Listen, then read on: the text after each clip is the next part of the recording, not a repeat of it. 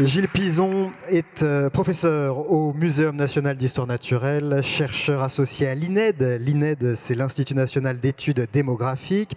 Vous êtes rédacteur en chef de la revue Population et Société.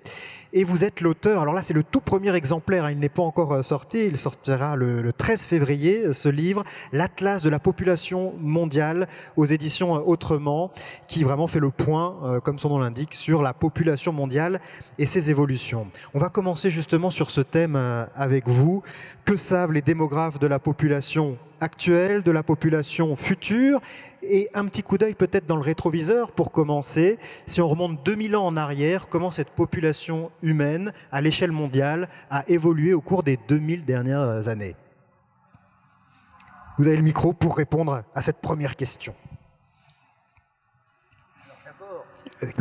Il marche. Je vous donne le mien, le temps qu'on règle. Alors, première information, on est près de 8 milliards d'humains sur Terre. Alors, 7 milliards 700 millions, d'après les statistiques de population des Nations Unies, et les projections des démographes annoncent autour de 10 milliards en 2050, donc dans 30 ans. Et si on remonte 2000 ans en arrière, on estime qu'on était peut-être 250 millions d'humains. Comment on l'obtient d'ailleurs, ce chiffre que vous dites assez approximatif? On a quelques indications, ce n'était pas des statistiques comme aujourd'hui, hein. Et puis aussi, c'est par rétropolation, c'est-à-dire que on sait, alors si on va un peu plus loin, plus proche de nous, c'est que ces 250 millions d'humains, eh bien, leur population n'augmentait pas, ou pas beaucoup, très lentement. Alors, au cours des 2 millénaires qui ont suivi, hein, eh bien, la population, sur le très long terme, a augmenté de quelques pourcents par siècle, hein, pas par an, et a atteint 1 milliard d'habitants à la fin du XVIIIe siècle. C'est en rétropolant ce chiffre et avec des informations sur le rythme d'évolution de la population qu'on aboutit à ce chiffre de 250 millions. Ensuite, il se passe un événement, si on peut dire, c'est que alors que la population n'augmentait pas ou que très lentement jusqu'à vers 1800, tout d'un coup, elle s'est mise à augmenter rapidement, puisqu'on est passé de 1 milliard en 1800 à 2 milliards en 1927, 3 milliards, 4 milliards, 5 milliards, on était 6 milliards en 1987, 7 milliards c'était il y a 8 ans, en 2011. Là, on est presque 8 milliards, on devrait franchir les 2 milliards en 2022, donc dans 3 ans, et la population continue d'augmenter. Donc il s'est passé quelque chose, il y a 2 siècles, la population s'est mise à augmenter rapidement. On a une croissance exponentielle en 200 ans, alors qu'on avait une stagnation au cours des 2000 dernières années. Tout d'un coup, ça explose. Voilà, alors ça explose, il faut peut-être nuancer, c'est que la population a augmenté à un rythme qui accélérait jusque dans les années 60. Donc on peut presque parler d'explosion, hein, mais depuis les années 60, donc depuis 50 ans, la population continue d'augmenter, mais à un rythme qui, lui, diminue. Donc la croissance se poursuit, mais en décélérant. Ce qui laisse penser que, oui, on sera plus nombreux demain encore, on pourra aller dans les détails, pourquoi on devra forcément être plus nombreux, mais on n'atteindra pas des dizaines, des centaines de milliards d'humains. La population pourrait se stabiliser ou presque autour de 10-11 milliards au siècle prochain. Donc notre avenir, c'est pas d'être des centaines de milliards, c'est un peu plus qu'aujourd'hui, 10-11 milliards peut-être, mais pas nettement plus. C'est vrai que ce micro, est-ce qu'il marche? Il marche. Est-ce qu'on peut essayer de comprendre pourquoi pendant... alors même si vous nous dites maintenant ça ralentit, mais pendant un moment, il y a eu cette augmentation très importante de la population. Alors jusqu'à il y a 2 siècles, les femmes, les familles avaient beaucoup d'enfants, autour de 6 enfants par femme, mais la majorité mourait en bas âge et il n'y avait que 2 enfants sur ces 6 en moyenne qui survivaient jusqu'à l'âge adulte, qui avaient eux-mêmes des enfants. Donc il y avait 2 parents remplacés par 2 parents, il y avait un quasi-équilibre. Il a été rompu, cet équilibre, lorsque la mortalité s'est mise à baisser. Alors ça a été d'abord en Europe, en Amérique du Nord, grâce au progrès de l'hygiène et de la médecine, grâce au progrès socio-économique. Donc moins de décès, toujours autant de naissances, est apparu un excédent des naissances sur les décès qui a entraîné la multiplication des humains. Alors c'est un événement qui a commencé en Europe et en Amérique du Nord, et puis qui ensuite s'est répandu partout lorsque les progrès de l'hygiène et de la médecine ont diffusé partout sur la planète. Alors, les augmentations de population sont-elles vraiment homogènes à la surface du globe? Est-ce qu'il y a des régions du globe où ça stagne déjà et d'autres où ça augmente encore de façon importante? Alors, il faut savoir que l'Europe et l'Amérique du Nord ont vu leur population multipliée par 6. Donc, mais ça, c'est du passé, c'était au 19e et au 20e siècle. Hein. À leur tour, les autres continents ont vu leur population se multiplier, alors que dans le même temps, la population de l'Europe et de l'Amérique du Nord n'augmentait plus trop. Et donc, l'Asie, l'Amérique latine ont vu aussi beaucoup augmenter leur population. Aujourd'hui, la croissance ralentit partout, parce que un deuxième événement est arrivé, c'est qu'après cette baisse de la mortalité, notamment des enfants, est survenue une diminution de la fécondité, le nombre d'enfants par femme. Ouais. Les familles se sont mises à limiter les naissances. Alors, c'est quelque chose qui est arrivé il y a 1 ou 2 siècles en Europe. C'est quelque chose qui s'est produit en Asie, en Amérique latine ces dernières décennies. C'est quelque chose qui est en cours en Afrique, mais qui n'est pas terminé. Et du coup, cette deuxième évolution produit un nouvel équilibre entre les naissances et les décès, mais peu de naissances, 2 enfants par femme, mais la mortalité étant basse, ces 2 enfants arrivent à l'âge adulte et remplacent les parents. Donc il y a...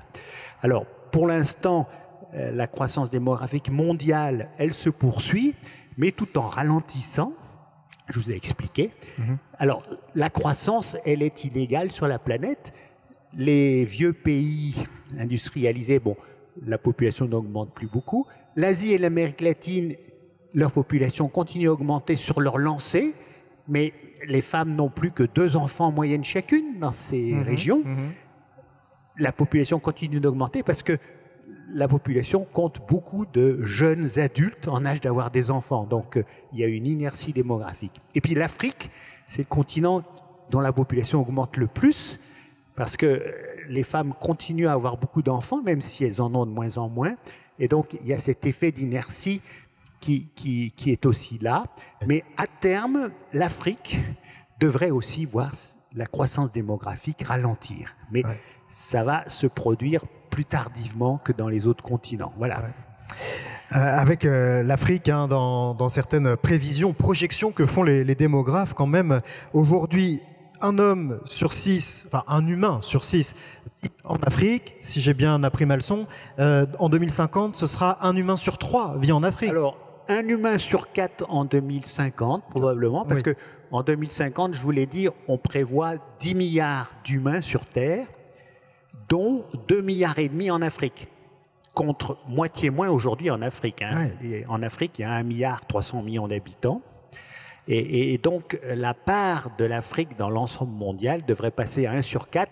Et si on continue les projections démographiques, en 2100, à la fin du siècle, il y aurait plus d'1 habitant sur 3 de la planète qui vivrait en Afrique.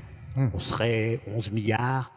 Et l'Afrique pèserait beaucoup. Voilà. Oui. Alors, pardon de vous le demander comme ça, mais ce sont des projections, ce sont des prévisions. À quel point sont-elles fiables? Est-ce que les démographes se plantent parfois? Alors, les démographes, ils se plantent toujours parce que l'avenir n'est pas écrit. C'est pas des Madame Soleil qui regarde dans les boules de cristal. Cela dit, pour demain et pour un démographe, demain, c'est les 10, 20, 30 prochaines années. L'histoire est déjà écrite. Si on se projette en 2050, donc les démographes vous annoncent 10 milliards, donc un peu plus de 2 milliards en plus. Hein. Bon, c'est sûr que ça pourrait être un peu plus, un peu moins. Hein. Mais la majorité des 10 milliards, ou un peu plus ou un peu moins, qui vivront en 2050, ils sont déjà nés, vous en faites partie pour la plupart. Donc, qui ne sera plus là, ceux parmi les 7-8 milliards d'aujourd'hui qui vont mourir. Et là, on peut faire des calculs estimatifs, pour savoir qui ne sera plus là. Et alors, il faut rajouter les nouveaux-nés qui vont naître d'ici les 30 prochaines années. Et là aussi, la plupart naîtront de femmes qui sont elles-mêmes déjà nées, dont on connaît le nombre. On peut faire une hypothèse sur combien elles auront d'enfants. Donc, on ne se trompe pas beaucoup quand on annonce autour de 10 milliards en 2050. Pour 2100, c'est nettement plus lointain. Il y a pas mal de choses qui peuvent survenir qui pourraient modifier le cours de la croissance démographique. Mais à l'horizon 2050, on sera 2 à 3 milliards en plus. On n'échappera pas à ce surcroît, contrairement à certains qui pensent que il faut arrêter la croissance démographique tout de suite. Il faudrait même être moins nombreux. C'est pas à notre portée. Oui. Quand vous dites entre 2050 et 2100, il pourrait survenir un certain nombre d'événements qui feraient que les prévisions ne seraient pas bonnes. C'est quoi ces événements qui pourraient survenir et changer un peu le cours des choses? Alors, ça pourrait être que tous ces calculs de projection sont faits avec des hypothèses sur comment va évoluer la taille des familles demain. Donc, aujourd'hui, une femme, en moyenne, a 2 enfants et demi sur la planète. Toutes les femmes comprises. C'était le double, 5 enfants, il y a 50 ans. Donc, vous voyez que la fécondité moyenne a beaucoup baissé. L'hypothèse, c'est qu'elle va continuer de baisser dans les prochaines années, parce que partout sur la planète, il y a ce souhait d'avoir peu d'enfants. Mais qui sait, si jamais la fécondité se remettait à augmenter, la croissance augmenterait d'autant, et donc ça serait nettement plus. À l'inverse, si elle s'effondrait brutalement, mais c'est pas du tout dans les hypothèses, ça ferait une population un peu moindre. Mais même à supposer qu'elle s'effondre immédiatement, au lieu d'avoir 2 enfants et demi chacune, les femmes dans le monde n'en avaient qu'un et demi, comme en Europe, comme en Chine. La population continuerait d'augmenter encore pendant un certain temps, parce qu'il y a beaucoup de femmes, de jeunes hommes en âge d'avoir des enfants. Donc même si chacun en a beaucoup moins qu'il n'en a aujourd'hui, il y aura encore plus de naissances que de décès pendant encore plusieurs décennies. Il y a une inertie démographique. Voilà. C'est le mot. C'est le mot.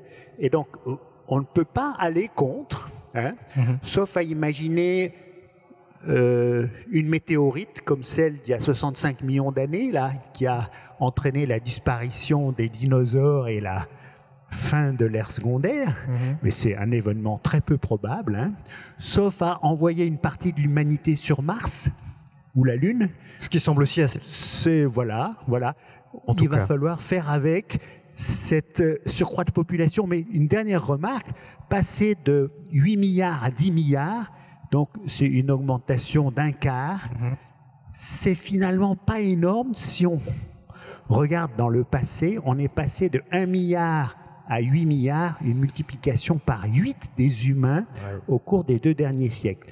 Là, la perspective, c'est un surcroît de 20%. C'est très modeste, finalement, par rapport au passé. Oui, alors on arrive là vraiment au thème de des ressources finies de notre...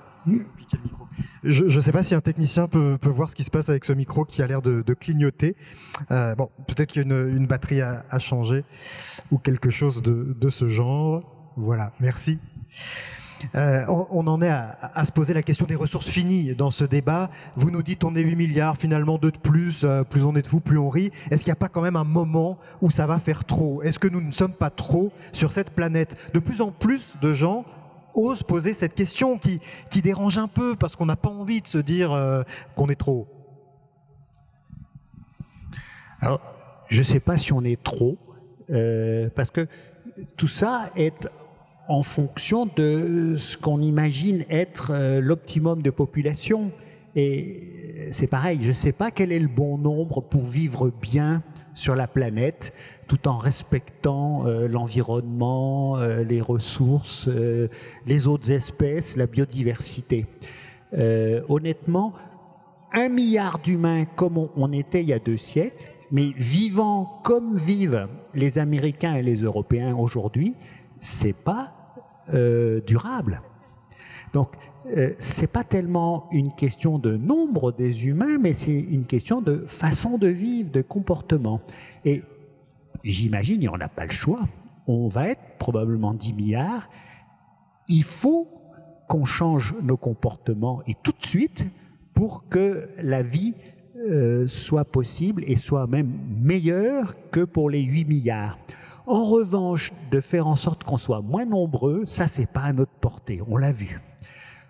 Changer nos comportements et le faire tout de suite, ça, c'est à notre portée.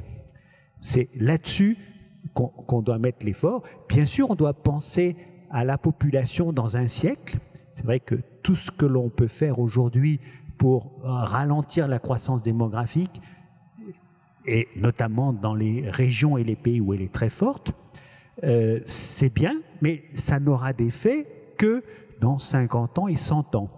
Là, le défi, il est dans les prochaines années, dans les prochaines décennies. On a un défi énorme et c'est pas en imaginant être moins nombreux qu'on va le résoudre, c'est en changeant nos modes de vie. Donc la question du nombre des hommes est peut-être pas celle qui est la plus importante, c'est celle des modes de vie qui comptent.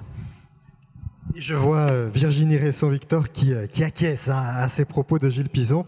Alors vous êtes géopolitologue, on est très heureux de vous voir enfin arriver de la Bibliothèque nationale. Spécialisé dans la géopolitique prospective, vous dirigez le laboratoire d'études prospectives et d'analyse cartographique, l'EPAC. Je vous voyais acquiescer à ce discours. Vous aussi, vous êtes d'accord avec l'idée que notre planète et ses ressources finies, hein, on le sait, hein, elles sont finies, les ressources dont nous avons besoin, il y a suffisamment de ressources à disposition pour accueillir toute la population mondiale et l'accroissement à venir.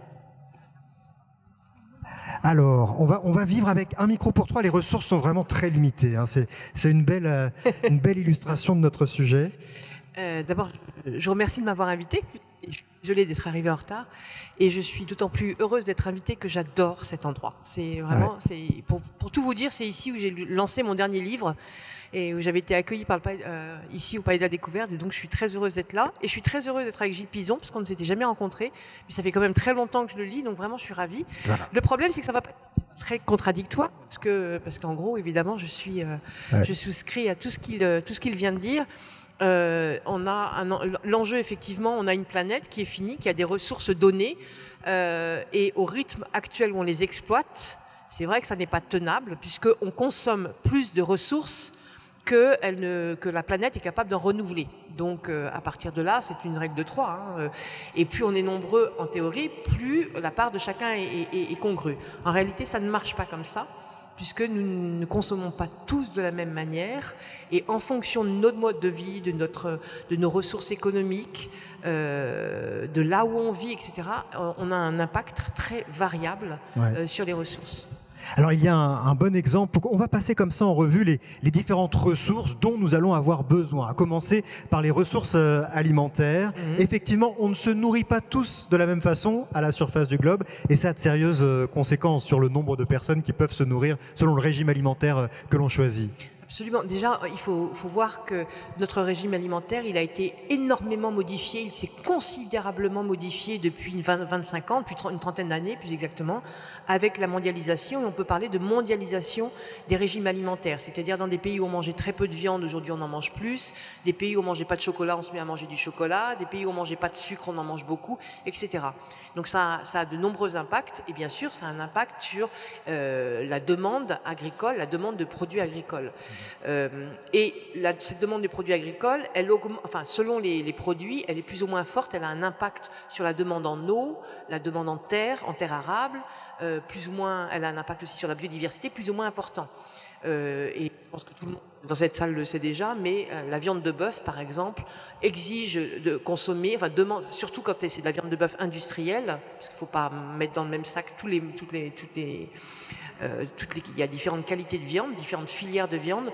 En tout cas, la viande industrielle consomme énormément d'eau et énormément de terres arables, puisqu'il faut en gros produire 7 à 10 fois plus que pour un kilo de bœuf, il faut en gros produire 7 à 10 kilos de céréales.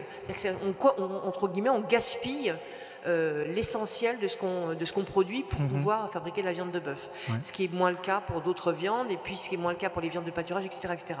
Pour la viande industrielle, on va être obligé de déforester, parce qu'il faut faut agrandir les surfaces agricoles pour pouvoir élever plus de nourriture pour nourrir ces animaux d'élevage. Et donc au total, on a une empreinte écologique énorme, qui augmente sans arrêt sous la pression de la demande alimentaire. Ouais. Maintenant, les régimes alimentaires, ils sont très différents d'un pays à l'autre. Et si vous allez en Inde, par exemple,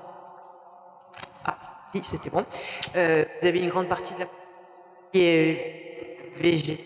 On vous savonne un peu la planche. Est-ce que ça va avec le micro? Ouais.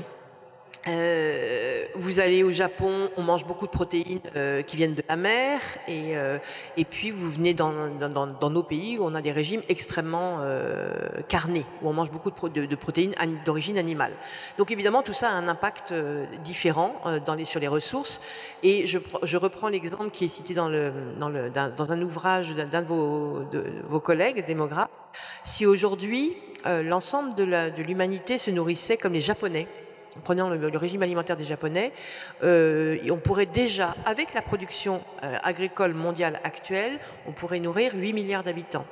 Si on mangeait tous comme les habitants du Bhoutan, qui mangent en gros 100 grammes de viande tous les 10 jours, un petit steak tous les 10 jours, c'est pas beaucoup, mais on pourrait dès aujourd'hui nourrir 12 milliards d'habitants, c'est-à-dire en gros la population mondiale attendue à la fin du siècle. En revanche, si, comme vous le disiez très justement tout à l'heure, si tout le monde se nourrit comme les Européens, là, aujourd'hui, on serait obligé d'affamer en gros 4 milliards de personnes, puisqu'on pourrait nourrir entre 3 et 4 milliards de personnes seulement. Donc on voit bien que c'est plus une question de nombre, mais que l'impact sur les ressources, il est lié très fortement au régime alimentaire, et donc ce qui est une bonne nouvelle. Ça veut dire que si on change nos régimes alimentaires, on peut avoir un impact important sur la longévité des ressources, sur la durabilité des ressources. C'est une bonne nouvelle, mais ça nous incite à nous remettre en question. Hein. Nous, Européens, Occidentaux, j'imagine aux États-Unis, c'est aussi vrai, on a intérêt à changer notre façon de se nourrir si on veut pouvoir accueillir tout le monde. Il faut vraiment qu'on se remette en question là. Absolument, absolument, mais pour l'avoir fait, il faut toujours parler de ce qu'on connaît. Donc un jour, je me suis dit, il faut que je sois cohérente avec ce que je raconte. En fait, c'est super facile. C'est beaucoup plus facile qu'on le croit d'être très raisonnable, de manger très raisonnablement. Moi, il se trouve que je suis devenue végétarienne. Mes enfants, je ne l'impose pas à mes enfants. Mais en revanche, on essaie de manger raisonnablement. Et en fait, c'est beaucoup moins compliqué qu'on le pense. Parce que quand on met du sens dans le changement, il n'y a pas une difficulté énorme. C'est quand on le vit comme une contrainte. Alors là, oui, c'est très dur. Si on le vit comme un choix... On aura l'occasion de revenir sur les questions d'agriculture et de régime alimentaire, mais passons, comme nous l'avons dit, en revue les différentes ressources, les ressources énergétiques. On sait aussi que c'est le nerf de la guerre et que ça va passer par là. En ce qui concerne les énergies fossiles, pétrole, charbon, gaz, où en sont les réserves aujourd'hui? On a toujours l'impression que la pénurie, c'est pour dans 10 ans, et finalement, on continue de... Tout simplement parce que les réserves, ce n'est pas des stocks. C'est-à-dire qu'effectivement, sous la terre, une certaine quantité de charbon, une certaine quantité de pétrole. Mais ces réserves, c'est la quantité qu'on va exploiter à un certain moment, un certain niveau de prix. Ce que je veux dire par là, c'est que si tout d'un coup, il y a une très très très forte demande qui fait élever les prix, à ce moment-là, il y a des gisements qui ne sont pas intéressants d'exploiter aujourd'hui parce que trop cher de les exploiter, ils deviennent tout d'un coup intéressants parce que le prix augmentant, eh bien, on amortira beaucoup plus l'exploitation de ces stocks-là, et par conséquent, les réserves augmentent. considérait pas comme dans les réserves parce qu'on considérait que c'était trop cher de les exploiter. À partir du moment où le prix de l'énergie augmente, ça devient intéressant de les exploiter. Et à ce moment-là, ce qui est assez intéressant, c'est qu'on retrouve de l'abondance et l'abondance fait rechuter les prix. Donc il y a une espèce de régulation, de mouvement perpétuel du niveau de réserve. Et par ailleurs, on pense qu'on a atteint dans certains pays le pic de consommation.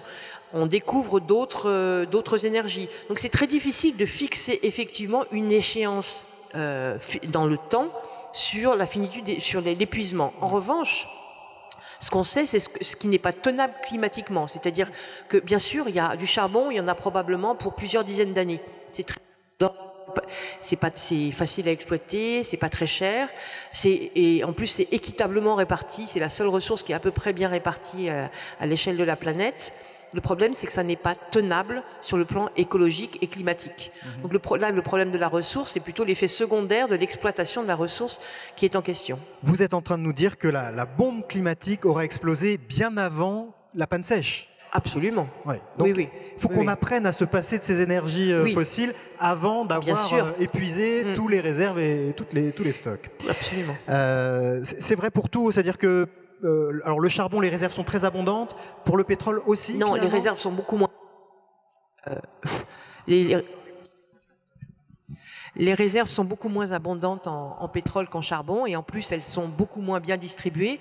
Maintenant, il y a d'autres phénomènes qui interviennent. Par exemple, l'exploitation des huiles de schiste aux États-Unis, au Canada, en Australie a remis sur le marché toute une quantité de pétrole lourd qui n'était pas exploité avant et qui a redonné de l'abondance de la ressource. Donc c'est beaucoup moins abondant que le pétrole, mais il y a encore que le charbon. Mais en réalité, il y a encore du pétrole. Il y a encore du pétrole. Pour les métaux stratégiques, ce qu'on appelle les métaux rares, les terres rares, ce sont des... Alors, est-ce qu'ils sont si rares que ça et quels problèmes posent ces ressources-là? Alors, ils ne sont pas forcément rares, parce que quand on parle des métaux rares, on parle de 17 minéraux, enfin une famille très particulière de minéraux, qui sont absolument indispensables aux nouvelles technologies. C'est pour ça que ce sont des minéraux qui sont considérés comme particulièrement stratégiques, puisqu'on en a besoin pour nos téléphones portables, mais aussi d'ailleurs dans les énergies renouvelables, pour les éoliennes ou les panneaux photovoltaïques, etc., les moteurs électriques. Donc ce sont des métaux qui sont tout à fait stratégiques. Et le problème, ça n'est pas leur rareté sur la surface de la Terre, le problème c'est qu'ils sont difficiles et très coûteux à exploiter et très polluants. C'est des produits toxiques à exploiter. Et aujourd'hui, il y a très peu de pays qui les exploitent.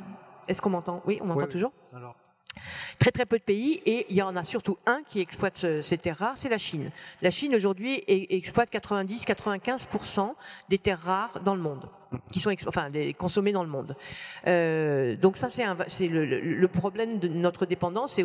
C'est une dépendance aux minerais, mais c'est aussi une dépendance géopolitique, une dépendance stratégique à un pays qui est la Chine, qui pourrait du jour au lendemain, et d'ailleurs, elle a tenté de le faire en 2011 ou 2012, je me souviens plus, en disant tout d'un coup, on va réserver l'essentiel de notre production à notre consommation interne. Et là, vous avez aussitôt les Européens, les Américains et les Japonais qui sont allés à l'OMC pour attaquer la Chine en disant que c'est absolument déloyal puisque, en gros, on met en panne l'économie du monde. Donc c'est un conflit qui n'a pas duré, qui a été résolu sur un troisième terrain, si je puis dire. Mais en tout cas, ça a montré et ça a souligné la dépendance du monde aux exportations et à la production chinoise de terres rares. Mais des terres rares, il y en a en Malaisie, il y en a en Australie, il y en a aux États-Unis, et d'ailleurs les Malais et les Australiens réfléchissent ou vont remettre en exploitation probablement de la production de terres rares. Ce sont des exploitations particulièrement polluantes. Oui, ce sont effectivement des exploitations très polluantes. Si vous regardez, vous tapez terres rares, Chine, sur un moteur de recherche très connu, peu importe, connu ou pas connu d'ailleurs, et que vous regardez les photos qui vont avec, vous verrez, c'est très impressionnant. C'est-à-dire qu'une fois qu'on a exploité des terres rares, en gros, rien. Après, c'est le désert. On ne peut plus rien faire des terres en question. Alors, la ressource en eau, effectivement, elle est particulière à plusieurs titres. D'abord, on n'exporte pas l'eau comme on va exporter le pétrole ou comme on va exporter les terres rares. Donc, elle est très liée à la disposition locale. Or, et l'eau, il y en a énormément à l'échelle de la planète, mais le problème, c'est qu'elle n'est pas du tout également répartie. C'est-à-dire qu'il y a des régions où vous aurez beaucoup d'eau douce, de l'eau douce en abondance, et d'autres régions où elle est beaucoup plus rare. Et là, par exemple, on peut penser au pourtour méditerranéen, pour prendre un exemple près de chez nous. Et donc le problème ça c'est un premier problème, c'est sa répartition à l'échelle de la planète qui ne coïncide pas avec la répartition des hommes. Oui. C'est-à-dire que c'est pas parce qu'il y a beaucoup d'eau qu'il y a beaucoup d'hommes, et c'est pas parce qu'il y a beaucoup d'hommes qu'il y a beaucoup d'eau disponible. Donc ça crée évidemment une tension entre l'homme et la ressource. La deuxième chose, c'est que l'eau, normalement c'est une ressource qui se recycle. Le seul problème, c'est qu'aujourd'hui notre traitement de l'eau fait qu'il y a beaucoup d'eau qui est perdue, qui est gaspillée, qui est gâchée. On perd beaucoup d'eau, aussi bien d'ailleurs dans les réseaux d'eau ici que dans l'agriculture, parce que on utilise un arrosage qui favorise l'évaporation, donc on gaspille de l'eau là où elle est déjà rare, ou alors elle va s'infiltrer dans des sols et qui sont où il y a des polluants, des choses comme ça, donc l'eau devient polluée, n'est plus utilisable, on va la surexploiter, on va surexploiter certaines nappes, donc là où elle est disponible, elle ne l'est plus, alors qu'à une exploitation constante, on aurait pu maintenir la ressource, etc., etc. Et puis troisième phénomène, c'est évidemment les dérèglements climatiques qui vont modifier la disponibilité de l'eau à l'échelle mondiale et dans certaines régions, avec la fonte des glaciers, avec des mouvements de population, avec la désertification, avec des précipitations plus importantes dans certains endroits que dans l'autre. Donc au total, quatrième particularité de l'eau, c'est qu'en fait l'eau, le problème de l'eau, c'est souvent moins en fait sa disponibilité, son existence, que l'accès à l'eau. C'est-à-dire qu'en Afrique subsaharienne, dans beaucoup de pays, vous avez de l'eau en grande abondance, et c'est pas pour autant que les gens ont accès à l'eau. Donc la question de l'accès à l'eau est aussi une question économique et une question sociale, autant qu'une question de disponibilité de l'eau. Donc c'est une question complexe en réalité. Alors, c'est une question complexe, mais ce qui ressort de tout ce que vous nous dites, c'est que ce sont avant tout des questions d'organisation et de gestion, c'est-à-dire que il n'y a pas vraiment de... Évidemment, les ressources sont limitées, mais ce n'est pas le problème principal. Aussi bien par rapport à l'augmentation démographique qui nous attend et le stock, c'est la façon dont on va utiliser ces ressources. C'est une question politique. Il y a une question quand même de quantité, puisque à partir du moment où on consomme plus de ressources que la Terre ne peut en fournir, il y a quand même un problème de quantité. En revanche, c'est vrai que la question qui se pose, c'est de savoir si on a besoin de consommer autant de ressources pour arriver à un bien-être qui serait acceptable par chacun. Donc elle est là, la question. C'est-à-dire que il est probable, enfin il est même certain que d'autres modes de vie sont possibles, qui sont des modes de vie tout à fait acceptables si on les connaissait, si on les expérimentait, mais dans le système économique actuel, ce n'est pas le mode de vie frugal qui est préconisé, c'est un mode de vie au contraire qui pousse à la consommation. On a un système économique, c'est très simple à comprendre. Et il a été très vertueux, ce système économique, puisque je rappelle quand même que depuis 30 ans, il y a plus d'1 milliard de la population mondiale qui est sortie de la grande pauvreté. C'est énorme. Historiquement, c'est inédit. Donc c'est déjà, et en valeur absolue et en valeur relative, la pauvreté a beaucoup reculé. Et ça, grâce à un modèle économique qui consiste à convertir toute hausse de revenus en production supplémentaire, en consommation supplémentaire, donc en production supplémentaire, donc en emploi, donc en richesse, donc en consommation, etc. Donc ça, c'est la partie vertueuse de ce modèle et qui a permis donc à une grande partie de la population mondiale d'accéder à la consommation et aux classes moyennes. Le problème, c'est que ce même modèle, il y a la phase B, si on peut dire, du modèle économique.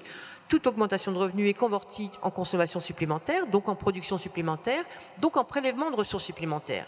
Et là, la boucle, elle ne fonctionne plus.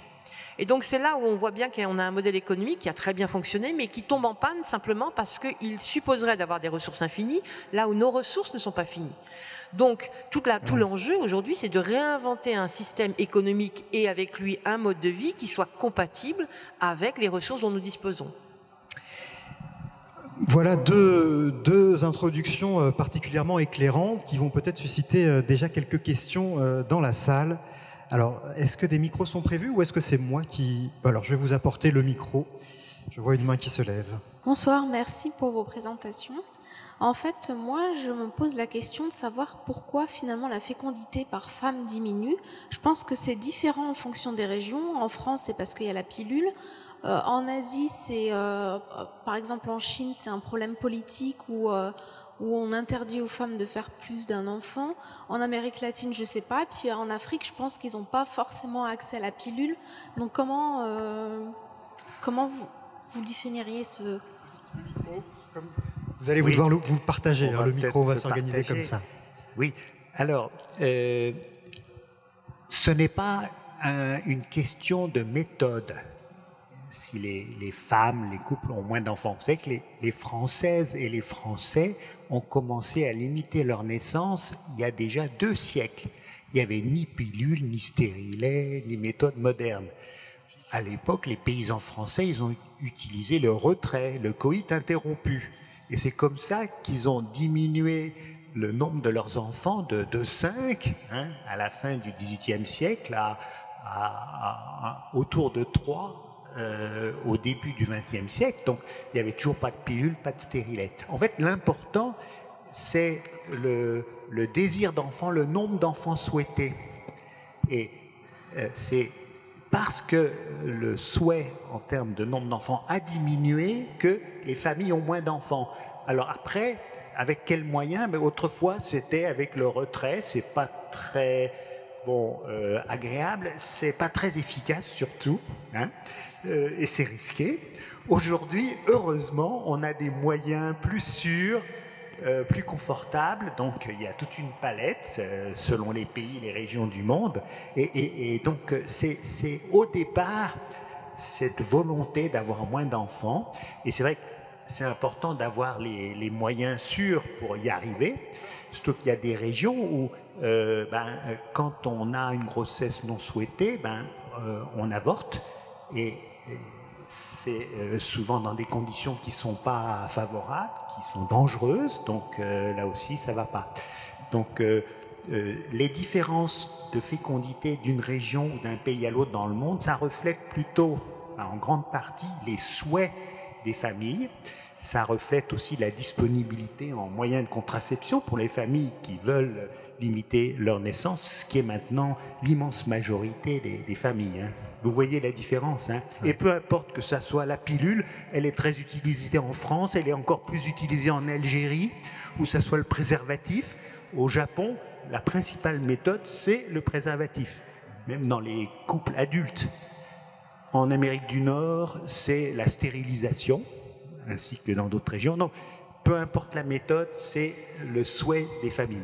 Alors, il y a le souhait des familles. Alors, j'ai encore une petite question pour vous, Gilles Pizon. Dans quel pays, aujourd'hui, il y a une politique pour essayer d'influer sur la démographie de la population?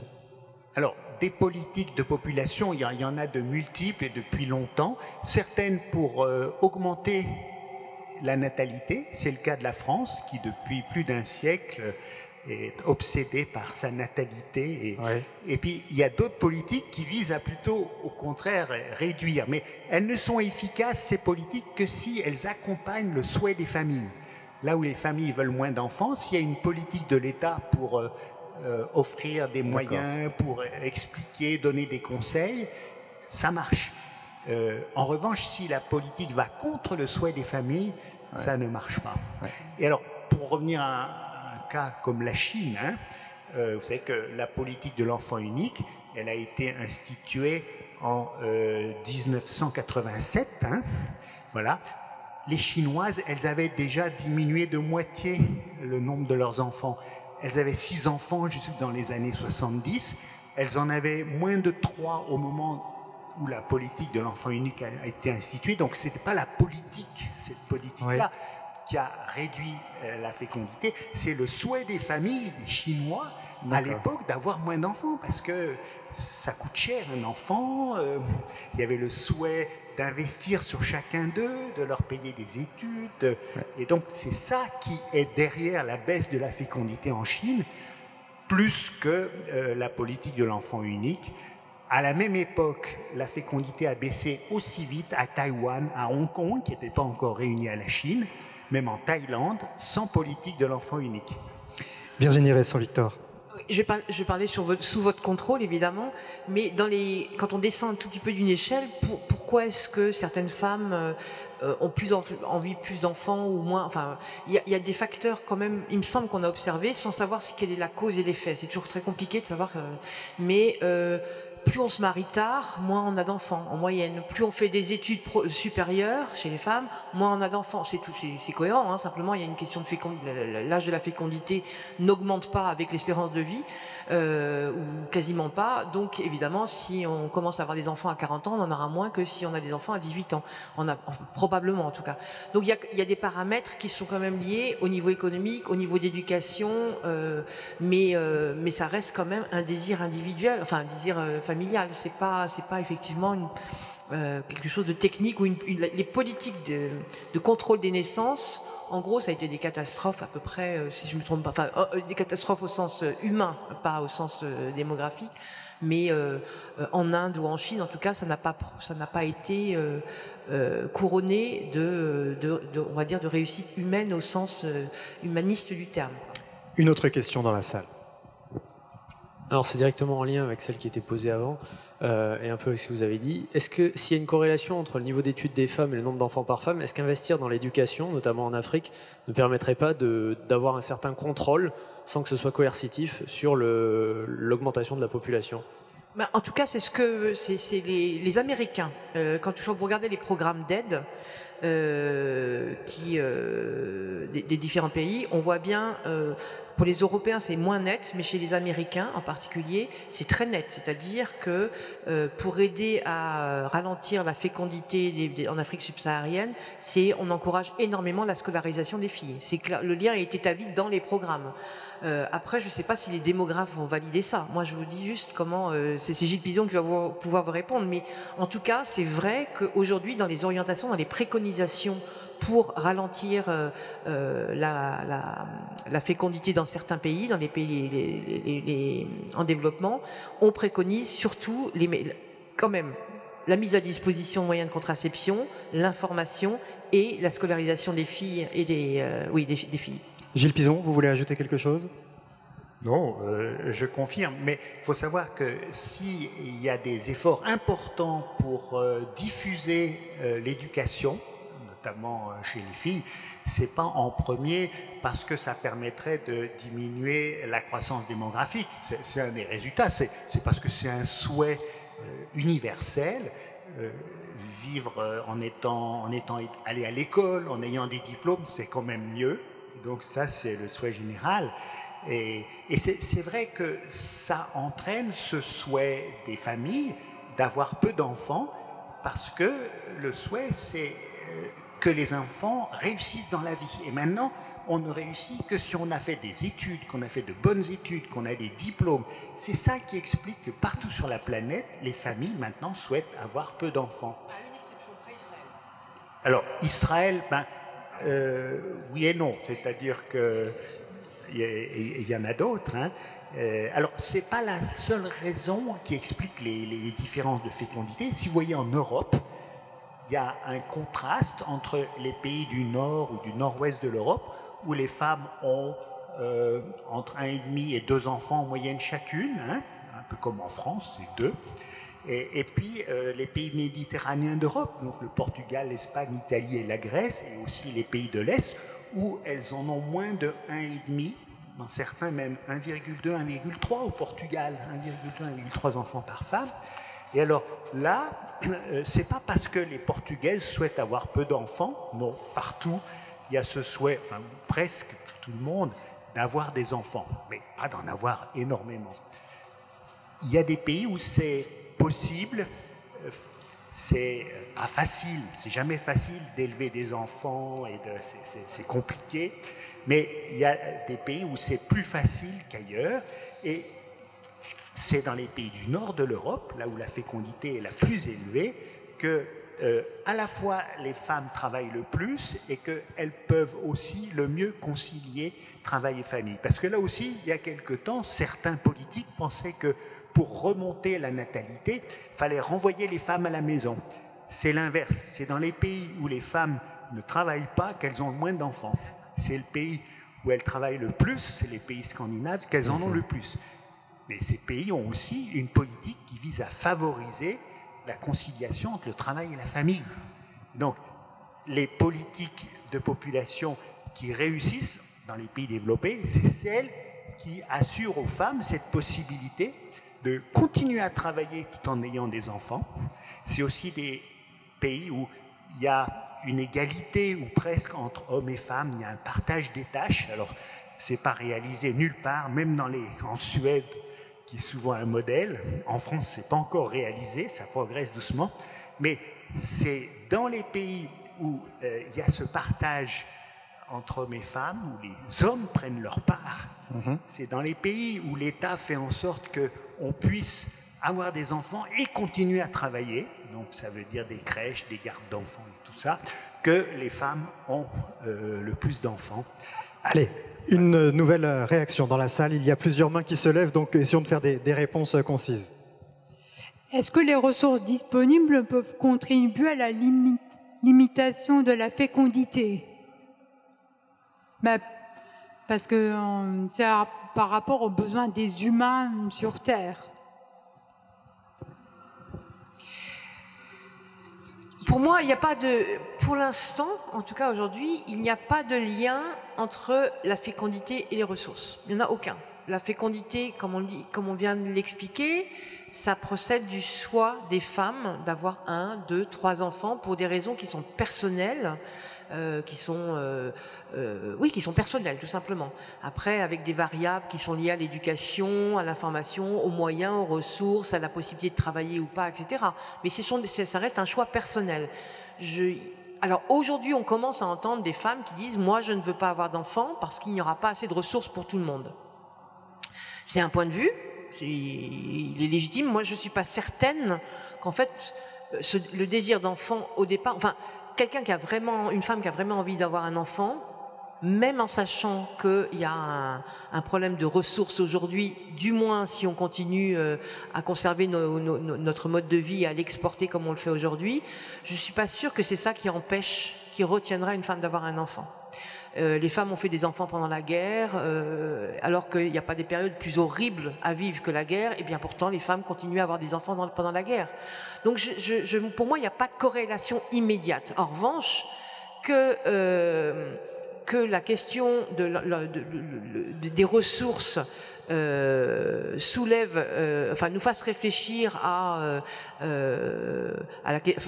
plutôt que cette tension entre les besoins d'une humanité et les ressources disponibles nous amène à réfléchir à toutes les solutions et du coup à identifier les vraies questions. Oui, ça c'est certain que ça arrive aussi par la question démographique. Mais une fois de plus, comme le disait Gilles Pizon tout à l'heure, aujourd'hui, si on regarde bien, on pourrait supprimer d'ailleurs. On pourrait arrêter la natalité, enfin la fécondité. On pourrait, même si tout le monde décidait de ne plus avoir d'enfants aujourd'hui, on gèle la natalité. En réalité, le problème des ressources, il se poserait. Alors, il se posera peut-être un petit peu plus tard, mais il se posera exactement de la même manière parce que la progression des ressources ne suit pas la courbe démographique.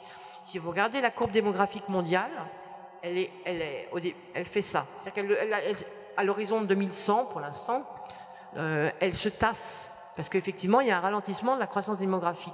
En revanche, la consommation des ressources, elle décroche. Elle était parallèle jusqu'en 1970 à peu près, et puis depuis, c'est un décrochage.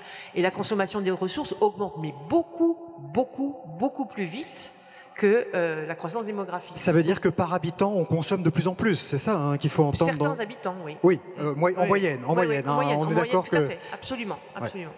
Ouais. Vous vouliez ajouter quelque chose, Gilles Pizon Non, mais un peu derrière votre question, mais ce n'était pas votre question précise, il y a certains qui ont une image de l'humanité comme des mouches dans un bocal, si vous voulez. Et donc, vous savez, vous mettez un couple de mouches ou une population de mouches, une quantité de nourriture, vous fermez, et puis alors c'est sûr, la population de mouches va augmenter, et puis à un moment, il n'y a plus à manger, et alors hop, extinction.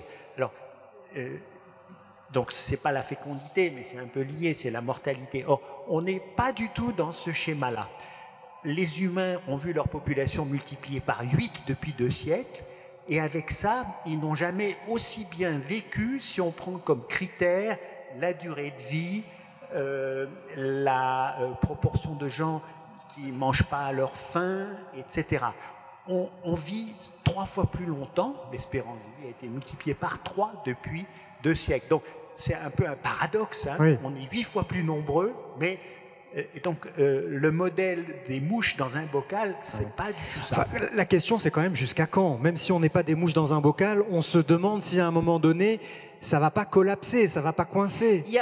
Ça ramène quand même cette question. C'est c'est Malthus qui l'a posé le premier, et donc ça veut dire que c'est une question ancienne. Et à l'époque, l'idée, c'était de ralentir la démographie, pas de tout le monde, c'était de ralentir le taux de fécondité des femmes pauvres. Parce qu'on estimait qu'elles ne pourraient pas subvenir aux besoins de leurs enfants, qu'il n'y avait pas assez. Et donc, parce que très souvent, on fait le lien avec ce qui se passe aujourd'hui, ce qui n'est pas tout à fait exact. Il n'empêche que la question du rapport entre les ressources, le ciseau, démographie et ressources était posée dès cette époque-là. Et on s'est complètement trompé, puisque depuis, on a augmenté la productivité agricole beaucoup plus que la population mondiale, ce qui fait qu'on a pu... la part de la population qui souffre de la faim n'a jamais été aussi importante qu'aujourd'hui, ou en tout cas qu'il y a 10 ans. Donc c'est pour ça que cette question des ressources et de la population, en réalité, elles ne sont pas connectées par ce biais-là, de cette manière. Alors, je fais un petit sondage dans la salle. Est-ce qu'il y a... Alors, je vois 3 questions de ce côté-là. Il y en a une ici. On a 4 questions. Ça va, ça nous donne une idée. Et 5 ici. OK. Oui, 2 questions brièvement qui touchent plutôt la finitude des ressources et en particulier l'énergie. Pour une question, c'est est-ce qu'on peut faire un parallèle entre, depuis 2 siècles, l'évolution du niveau de vie, ça dépend ce qu'on met dans le niveau de vie aussi, mais en même temps que la baisse de natalité, mais en même temps la baisse de la mortalité infantile. Est-ce qu'on peut faire un parallèle avec l'énergie, la consommation d'énergie, qui a été essentiellement fossile jusqu'à maintenant, qui a été un bien pour une part, mais qui a été un mal aussi, qui nous amène au changement climatique que l'on sait. Et deuxième question, c'est pas facile à exprimer, éventuellement, sous un angle, on entend peu parler sous cet angle de vision, peut-être, parallèle avec une entreprise de production de biens matériels, ce qu'il en reste ici, hein, parce que bientôt on fabrique plus rien, mais une entreprise qui a des machines, eh bien, qu'est-ce qu'elle fait? Elle met de l'argent de côté, entre guillemets, tous les ans, pour pouvoir remplacer son parc machine. Et on appelle ça l'amortissement. Est-ce qu'il n'y a pas quelque part quelque chose que l'humanité ne fait pas? Elle ne met pas d'argent de côté, elle consomme tout, ça rejoint la boucle évoquée tout à l'heure, consommation, production, création de besoins, consommation, etc., sans fin. Voilà, je ne sais pas si j'ai bien exprimé. Le côté cigale, plus que fourmi de l'humanité. Oui, non, mais sur le côté cigale, on est absolument d'accord, et c'est tout le problème. Hein. Faut pas, attention, ce que moi je disais à l'instant, c'est qu'il n'y a pas de lien. On ne peut pas corréler directement le problème des ressources et le problème démographie. C'est l'histoire de la théorie du bocal. Parce qu'on arrêterait de faire des enfants, que ça ne changerait pas grand-chose. Donc il faut poser les bonnes questions avant de... Ça ne veut pas dire qu'il n'y a pas de problème démographique, mais c'est un autre problème, et qu'il n'y a pas de problème de ressources. C'est le lien entre les deux qui est faux. Sur le problème des ressources et l'aspect cigale, oui, vous avez absolument raison, c'est tout le problème d'ailleurs, c'est bien là le cœur du problème, mais maintenant on découvre aussi qu'il y a d'autres façons de faire. L'économie recyclable, qui est en train d'entrer dans les mœurs, c'est quelque chose qui était même pas pensé, enfin si d'ailleurs, traditionnellement, on le faisait mais sans savoir que c'était ça, puisqu'on mettait nos bouteilles à la consigne, on recyclait les matelas, on les défaisait, on les recomposait, etc. Donc en fait, l'économie recyclable est très ancienne, on l'a mis de côté, on l'a oublié pendant une certaine période, en gros depuis une trentaine d'années, parce que notre modèle économique nous amenait à un autre modèle, mais on va y revenir, par nécessité, par contrainte, peut-être, c'est dommage, mais il y a déjà des endroits où c'est choisi. Donc je pense qu'il faut aussi... il y a plein de raisons d'être inquiet, on est d'accord là-dessus, mais il faut savoir aussi regarder tous les outils qui sont à notre disposition. L'avantage, c'est qu'on sait maintenant qu'il y a des solutions. Le problème, c'est le passage à l'échelle et de se poser la question, mais pourquoi est-ce que on sait, si on prend la question climatique, c'est extraordinaire, historiquement parlant. On connaît le problème. Il y a consensus sur l'origine du problème et le lien avec les ressources, la surconsommation, etc., etc. Donc il y a consensus. On connaît le problème. Il y a même ça a été validé par des scientifiques, il y a même une feuille de route. C'est les accords de Paris qui ont été ratifiés depuis. Il y a un nombre d'organisations et d'acteurs mobilisés autour de cette cause des ressources, d'une manière générale, de la biodiversité, et en particulier, mais là, en l'occurrence, du climat, comme jamais aucune cause dans l'histoire n'a mobilisé autant d'acteurs. Il y a des solutions techniques, modes de vie, on les connaît, les solutions, et on sait qu'elles sont applicables. De l'argent, il y en a pour mettre en place ces solutions, on les connaît aussi, là, des sommes, elles existent, elles sont même fléchées, elles ne sont pas dépensées, mais elles sont fléchées. On a tout, et bizarrement, il ne se passe rien. Donc la question maintenant, c'est d'essayer de comprendre pourquoi, quel est le levier qu'on n'active pas et qui fait que tout cet effort, toute cette mobilisation, toute cette prise de conscience n'arrive pas à faire qu'on bascule effectivement dans un autre modèle qui serait cette fois plus frugal ou en tout cas moins prédateur. Vous avez un début de réponse à cette question, pourquoi on n'y arrive pas pour le moment?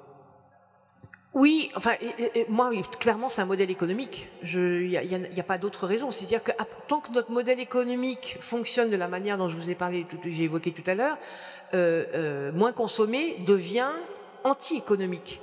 Donc ça va pas, ça fonctionne pas. Donc c'est un modèle de croissance qui ne permet pas d'être frugal. Sinon, ça met en panne l'économie mondiale.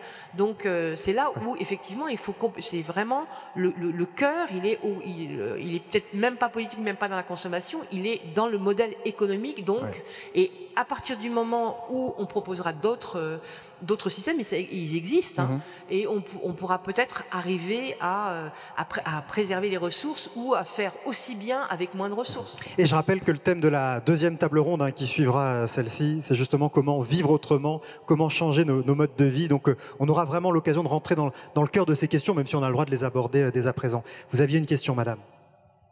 Oui, une toute petite question. Vous avez parlé des terres rares et le fait que la Chine, à un moment, a voulu les garder pour elle. Et vous avez dit ça s'est résolu par une troisième voie. Est-ce que vous pouvez expliquer ce qui s'est passé et comment ça peut ne pas se reproduire et quelles vont être donc les disputes possibles entre les pays sur ces fameuses terres rares qui sont tellement importantes? Alors, en l'occurrence, j'ai un trou de mémoire, je vous avoue.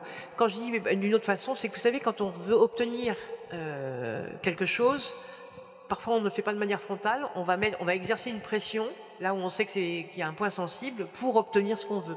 Donc je ne sais plus qu'est-ce que la Chine voulait obtenir à ce moment-là, mais pour elle, l'enjeu, c'était pas les terres rares, c'était autre chose. Mais je ne me souviens plus quel était, en l'occurrence, l'enjeu géopolitique qui était derrière. Mais en tout cas, c'est à ce moment-là que l'Europe a lancé un grand rapport, une grande enquête pour savoir, pour connaître sa fragilité et sa dépendance stratégique aux minerais. Et pour découvrir que ce qu'elle savait déjà, mais dont elle n'avait pas mesuré l'importance, c'est la pauvreté de l'Europe en minerais stratégiques, et donc la fragilité de sa situation,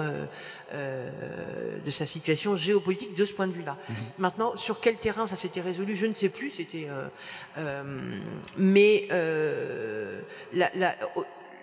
il y a deux aspects après, deux voies de sortie. Vous avez le jour où il n'y aura plus certains minéraux, on trouvera autre chose. La technologie, c'est ça qui est fabuleux et c'est ça qui est préoccupant, c'est qu'à une dépendance, on va en substituer une autre. Les ampoules, on ne fait plus d'ampoules à filament, mais on prend des ampoules qui utilisent d'autres minerais, en l'occurrence, dont certains deviennent rares parce qu'on prend des ampoules à basse consommation qui consomment énormément de terres rares. Et donc, je ne sais plus quel est le nom de cette terre rare. Pareil pour les éoliennes avec le néodyme, si je me souviens bien. Le néodyme est une ressource rare, qui coûte cher, qui est difficile. Et donc, les technologies remplacent des dépendances par d'autres dépendances. Donc, la solution à la rareté, ça va être en créant peut-être d'autres raretés. Ça, c'est une voie, dans l'histoire, c'est récurrent. C'est-à-dire qu'on est dépendant de quelque chose, puis on crée une autre dépendance qui permet, par un produit de substitution, qui nous permet de nous désaliéner d'un premier produit, mais nous aliéner d'un autre. Une sorte de fuite en avant. On va faire à ce stade un petit point avec notre grand témoin, Dominique Bourg. Qu'est-ce que vous inspirent nos discussions pour le moment? Merci. Juste simplement quelques petits compléments. Effectivement, nous ne sommes pas des mouches comme dans un bocal, mais parfois ça amène les gens à penser que le bocal grandit avec le nombre de mouches, ce qui n'est pas tout à fait juste non plus. On va prendre l'exemple précisément de la production alimentaire. Si on avait dit à quelqu'un à la fin du 19e, on devait approcher les 2 milliards, qu'on allait pouvoir nourrir 8 milliards d'habitants, il ne l'aurait pas cru. Cela dit, ça ne se fait pas sans conséquence non plus. Hein, c'est-à-dire qu'autrefois, eh bien, quand j'investissais une calorie en huile de coude et en huile animale, en quelque sorte, je retirais 10 calories alimentaires. Aujourd'hui, pour produire une calorie alimentaire, j'utilise 10 calories essentiellement provenant des fossiles. En d'autres termes, pour pouvoir nourrir beaucoup plus de monde, on a engendré notamment ce qu'on appelle le changement climatique. Donc il faut faire très attention à ça, et c'est ce que vous venez de dire. Hein, on écarte une rareté pour en produire une autre, on écarte un problème pour en produire un autre. Donc au bout du compte, on est quand même un peu comme des mouches dans un bocal fermé. Ça, c'était la première chose. Deuxième chose, c'est par rapport à la question de l'énergie. Je suis toujours un peu gêné, moi, quand on me donne comme facteur limitant la monnaie. Pour une raison très simple, c'est que l'énergie, elle est constante dans l'univers, hein, c'est le premier principe de la thermodynamique. Et en fait, nous autres humains, on n'est pas capable de créer de l'énergie. On est capable de la capter, on est capable de la transformer, on est capable de la transporter. Comme vous le savez, pour la capter, la transporter, la transformer, on utilise de l'énergie. Et on utilise des matériaux et des infrastructures. Pour utiliser ces matériaux et ces infrastructures, on a besoin d'énergie. Donc, en d'autres termes, le ratio en matière d'énergie, c'est ce dont je dispose pour aller en chercher et qu'est-ce qui va me rester au bout du compte. Hein, si on regarde autrefois, au cœur de la grande saga pétrolière, années 50, 60, j'investis un baril, j'en retire 100. Maintenant, dans les gisements conventionnels, j'investis un baril, j'en retire entre 15 et 20. Ça n'est pas la même chose. Et donc, si on a beaucoup parlé de pic pétrolier, on a dit, mais c'est faux, ça ne s'est pas arrivé. Ben si, depuis 2006, on est sur un plafond en termes de pétrole conventionnel, sur les 100 millions de barils qu'on consomme par jour au maximum, c'est en gros 75 de conventionnel, ça ne bouge pas depuis 2006. En revanche, on a pallié le manque à gagner de conventionnel par du non conventionnel.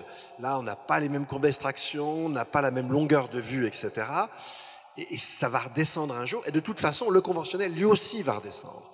Et donc là, on a deux limites possibles. L'une, même si en gros, en trop, surtout si on rajoute le charbon, on a beaucoup trop de fossiles, on pourrait quand même avoir un problème de limite quantitative concernant, en tout cas le pétrole, pas le charbon, certainement pas, mais le pétrole pour la raison que je viens d'indiquer.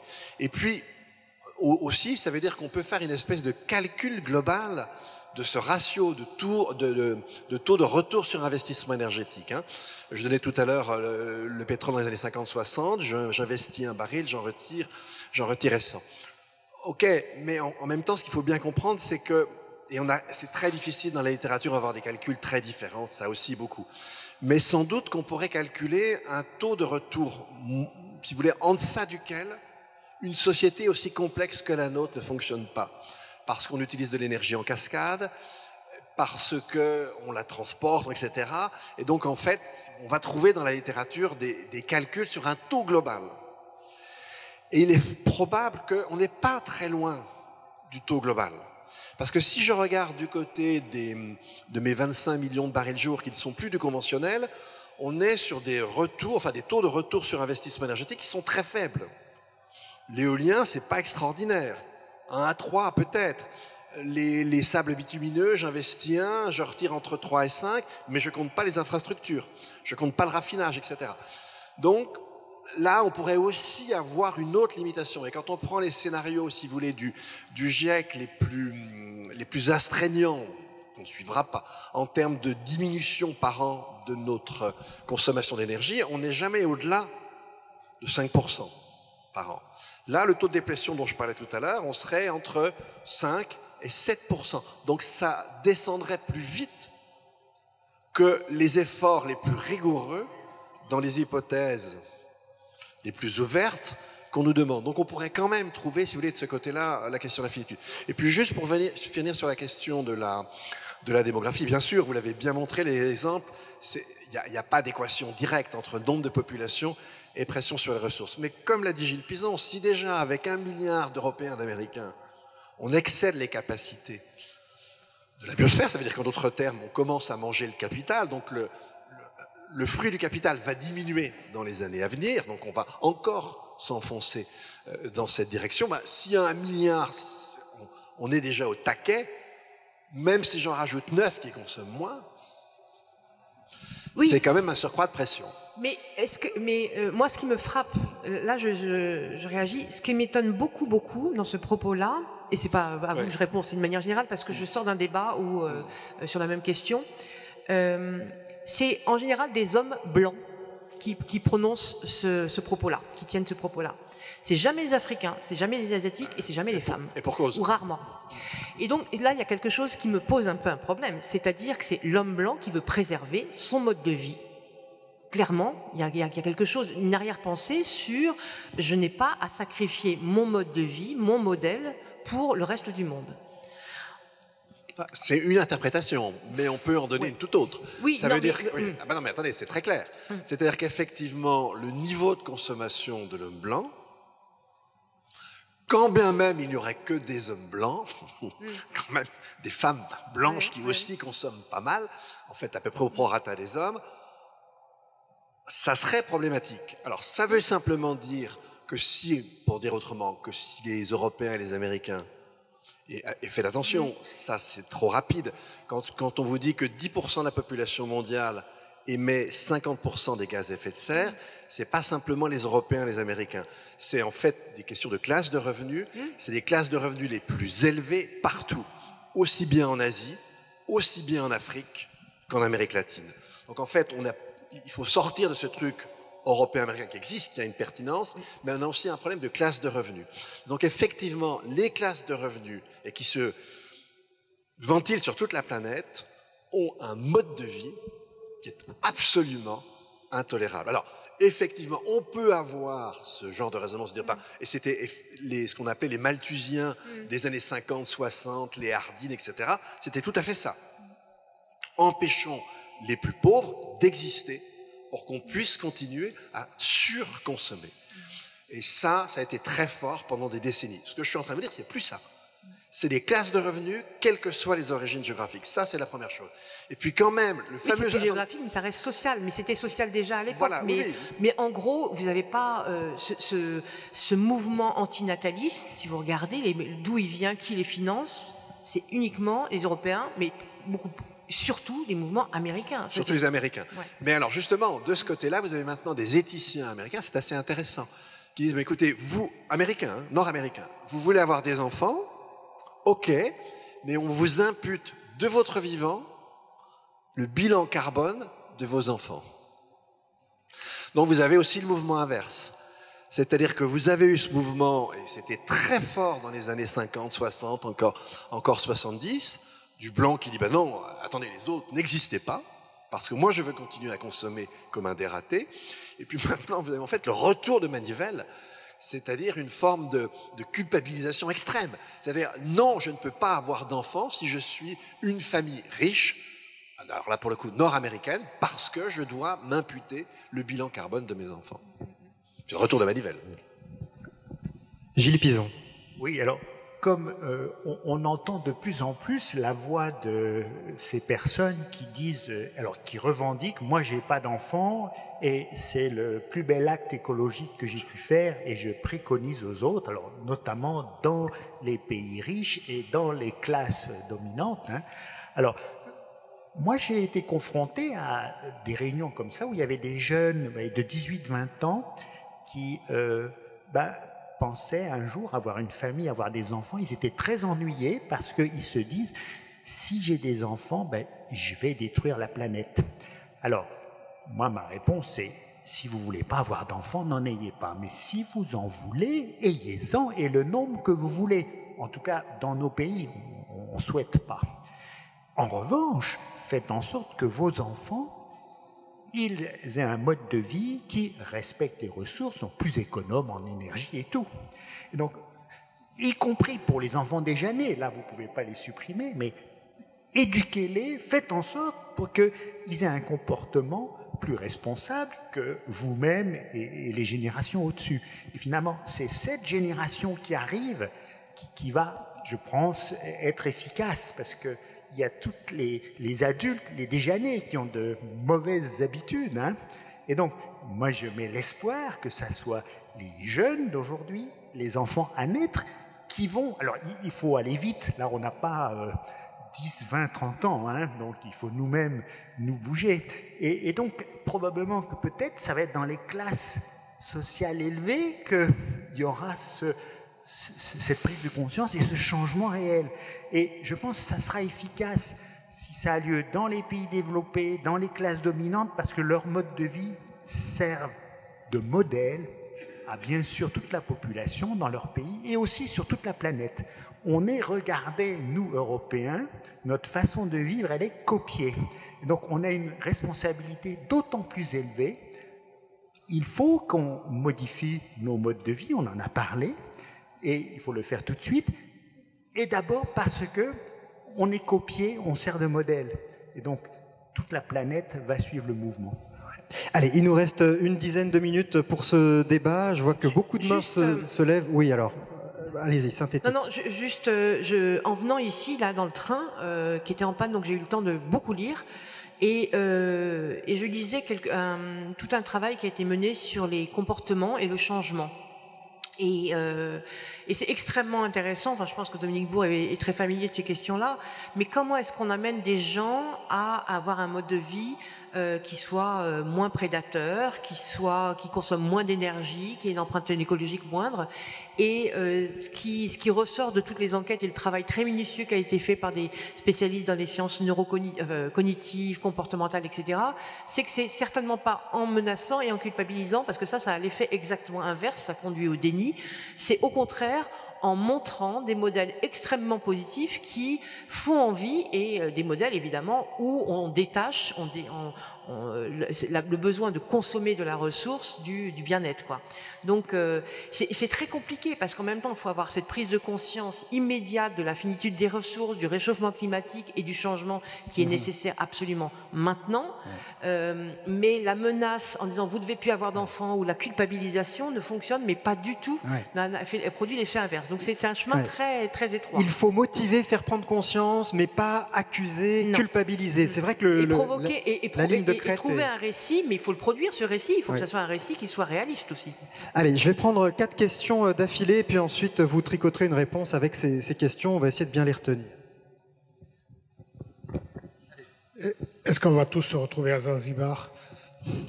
Plus sérieusement, ça pose le problème de l'espace vital et la violence qui va avec.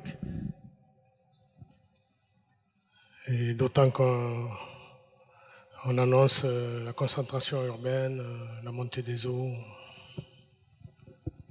Alors, première interpellation. Bon. Il existe la pile à combustible.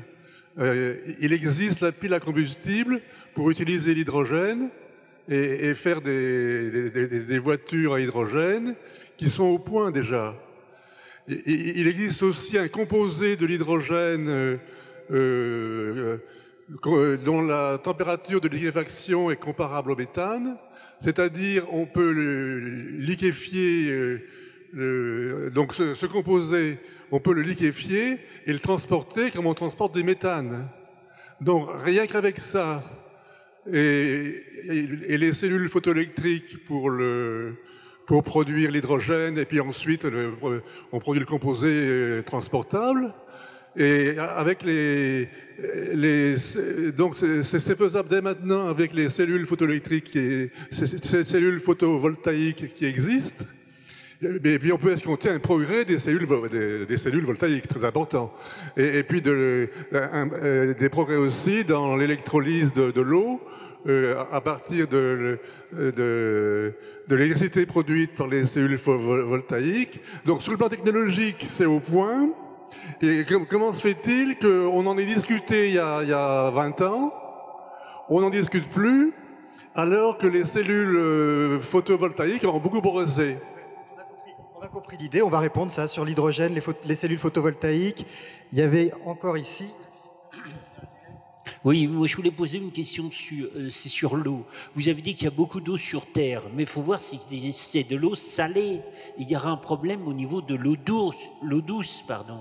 Et ça, je pense que c'est un problème qui va arriver, parce que de l'eau douce, il y en a de moins en moins, il n'y en a pas tant que ça, et c'est un problème qui va arriver bientôt. Donc, Alors, hydrogène, de l'eau douce de moins en moins, et dernière question. Oui, bonsoir. En fait, il y a une logique que je n'ai pas tout à fait saisie. C'est-à-dire que, monsieur, vous avez expliqué que la hausse de la population était due au progrès, en gros, à l'industrialisation, donc à une consommation d'énergie qui a augmenté très très fortement.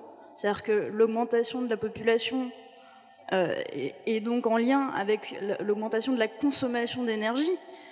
Puisque quand vous dites que les progrès médicaux, etc., mais tout ça se traduit en consommation d'énergie supplémentaire. Donc comment on peut dire ça d'un côté et en même temps dire qu'il n'y a pas de corrélation entre la consommation énergétique, je ne parle pas de la quantité de ressources disponibles, mais de la consommation énergétique et la hausse ou la baisse de la population. Voilà, servez-vous, faites votre marché. Alors, il y a les deux questions là. Il n'y aura plus de place pour tout le monde. Et puis, la relation entre énergie, consommation énergétique Alors, pour ce qui est de la place, est-ce que vous vous sentez tassé ici, là, ce soir? Ça va, on aurait pu être même plus nombreux. Hein. Alors, l'image qu'on serait comme des humains comme des sardines dans une boîte, c'est complètement faux. Hein. On ne va pas finir tassés les uns contre les autres comme dans le métro. Il y a de la place pour vivre les uns voilà, à distance des autres. Il n'y a pas de souci. La densité est relativement faible. Alors ça varie d'un pays à l'autre. Vous avez des densités très élevées, par exemple en Europe, aux Pays-Bas, hein, mais aussi au Bangladesh. Mais si vous allez aux Pays-Bas, vous n'avez pas l'impression que les gens sont les uns sur les autres. Hein. Il y a encore des champs, il y a encore, et pourtant ils ont une des densités les plus élevées. Donc c'est pas ça qui va poser problème, je pense. Hein. Et pour la question pourquoi la population s'est mise à augmenter il y a 2 siècles, c'est pas parce que les humains se sont mis à consommer et tout. Vous savez que la population a augmenté parce que la mortalité, notamment des enfants, s'est mise à baisser. Et c'est à cause de quoi? De progrès de l'hygiène et de la médecine. Le premier vaccin qui a été inventé, c'est le vaccin contre la variole à la fin du XVIIIe siècle qui a fait baisser la mortalité. Mais je pense que ce qu'il y avait derrière la question de madame, c'était tous ces progrès ont un coût énergétique. C'est-à-dire que les vaccins, il faut les produire. Ces mesures d'hygiène, elles ont un coût. Donc, c'est très, lié... très, très faible. Les vaccins, c'est une mesure de très faible coût avec un très fort impact sur la mortalité. Ouais. Donc il entraîne une croissance de la population, mais ça coûte très peu cher. Oui, hein. Non, mais je donnais cet exemple, mais ça peut être une amélioration de l'alimentation ou le fait qu'on vive dans des univers mieux chauffés, donc on ne meurt plus de froid, enfin encore un peu en France malheureusement, mais c'est quand même beaucoup plus rare. Donc peut-être il y a un confort qui nous permet de vivre plus longtemps, mais qui a un coût énergétique. C'était, je pense, ce qui était derrière la question. Oui, mais là aussi, si on vit beaucoup plus longtemps qu'autrefois, bon, c'est pas directement en lien avec le niveau de consommation d'énergie, je crois. Hein. En tout cas, au cours du 19e siècle, du 20e siècle, les niveaux, la croissance de la consommation d'énergie, elle a été relativement lente hein, dans nos pays. Et c'est pareil en Afrique, où, si vous voulez, la population augmente rapidement. C'est parce que la mortalité a beaucoup baissé. Mais c'est dans des sociétés qui consomment très peu. L'Afrique consomme très peu. Et donc, ce lien que vous faites là, non, c'est pas... C'est même non. Mais attendez, c'est même l'inverse. C'est même l'inverse. L'augmentation, la consommation d'énergie par individu, elle augmente dans les familles, dans les foyers, quand il y a moins d'individus. Une famille de 4 enfants, avec une famille de 4 personnes, consomme moins d'électricité par individu qu'un individu qui vit tout seul. Oui. Bon, quand il y a une lumière, elle éclaire 4 personnes. C'est pour ça que c'est pas une question. Ça, c'est la première chose. La deuxième chose, c'est que la démographie, dans tous les pays où la démographie chute, ça correspond simultanément à une élévation du niveau de vie. Et c'est l'élévation du niveau de vie qui poussent à une consommation supplémentaire. La progression de l'hygiène, c'était pas une consommation d'énergie. Se laver les mains, c'est pas une question de consommation d'énergie. Le recul, la chute de la mortalité infantile, c'était beaucoup la mortalité à la naissance, c'était pas une question d'énergie. Donc c'est pas la consommation d'énergie qui a provoqué la chute de la mortalité. En revanche, l'élévation du niveau de vie qui conduit à une progression de l'éducation, un changement de mode de vie, fait qu'on a moins d'enfants. C'est peut-être dans l'autre sens que ça fonctionne. Mais il y a un lien évidemment entre niveau de vie et démographie, ça on l'observe partout, mais la poule et l'œuf, ça fonctionne pas, c'est pas de cause à effet de manière aussi immédiate, et en tout cas certainement pas dans la transition démographique. Ouais. Pour l'histoire des... Alors il y a l'eau douce et puis il y a l'hydrogène, le photovoltaïque qui permet... Je parlais bien de l'eau douce, hein, je parlais pas de l'eau salée, je parlais de l'eau douce. Mon raisonnement, quand je parlais des nappes, des aquifères, enfin des nappes phréatiques, etc., je parlais de l'eau douce, des cours d'eau, je parlais de l'eau douce. Quand je parle de la fonte des glaciers et de tout le problème que ça pose en Asie, c'est-à-dire le château d'eau, vous savez, de l'Himalaya et de la fonte des glaciers himalayens, je parle bien d'eau douce, de toute la tension que ça va créer par exemple au Bangladesh, puisqu'ils sont dépendants, ils sont en aval, ou même en Inde d'ailleurs, des cours d'eau qui prennent naissance dans l'Himalaya et en particulier au Tibet, qui est contrôlé par la Chine qui a besoin d'énergie, donc qui voudrait éventuellement utiliser l'énergie hydraulique, ce qui pose aussi des problèmes de débit. Enfin, donc on est dans quelque chose qui est complexe sur l'eau, mais c'est pas. Mais il y a quand même la disponibilité de l'eau. Là, le problème de l'énergie vient sur la question de l'eau douce. Typiquement, c'est pour ça que je parlais d'une question complexe, mais ça n'est pas au départ. Ça ne veut pas dire qu'il n'y a pas un problème d'eau douce, mais ça n'est pas un problème au départ de quantité d'eau douce, contrairement aux énergies fossiles où il y a un stock donné et puis une fois qu'ils l'ont exploité, il n'y en a plus. L'eau, c'est pas tout à fait le même mécanisme, c'est ça que je voulais dire. Ça ne veut pas dire qu'il n'y a pas d'autre problème d'eau douce, et surtout il y a un problème de répartition et de surexploitation par endroit. Mais maintenant, c'est pareil pour l'eau. Il y a quand vous regardez la disponibilité en eau en Israël. C'est assez intéressant, et je ne parle pas seulement c'est vrai qu'ils pour avoir de l'eau douce, ils convertissent ils dessalent de l'eau de mer. Voilà, merci. Ils dessalent de l'eau de mer, ce qui a un coût énergétique. Mais n'empêche qu'ils ne dépendent plus aujourd'hui. C'est important ce que je vais dire. Ils ne dépendent plus aujourd'hui des aquifères qui sont sous la Palestine. Alors qu'on a toujours dit que finalement, on a beaucoup dit que le conflit israélo-palestinien était causé par l'eau. Non, l'eau était un des enjeux du conflit israélo-palestinien. Mais aujourd'hui, les Israéliens ne dépendent plus des aquifères, parce que pendant un certain temps, c'était le cas. Aujourd'hui, l'agriculture israélienne ne dépend plus des aquifères qui sont sous les territoires palestiniens. En revanche, dans l'autre sens, il y a la question syrienne. On sait aujourd'hui que le conflit en Syrie est largement lié à l'exode rural qui lui-même a été provoqué par une désertification. Enfin, il y a eu une surexploitation des terres, un assèchement des terres, en plus une mauvaise pluviométrie 2 années consécutives qui a en gros affamé les paysans qui ont convergé vers les centres-villes, etc. Bon.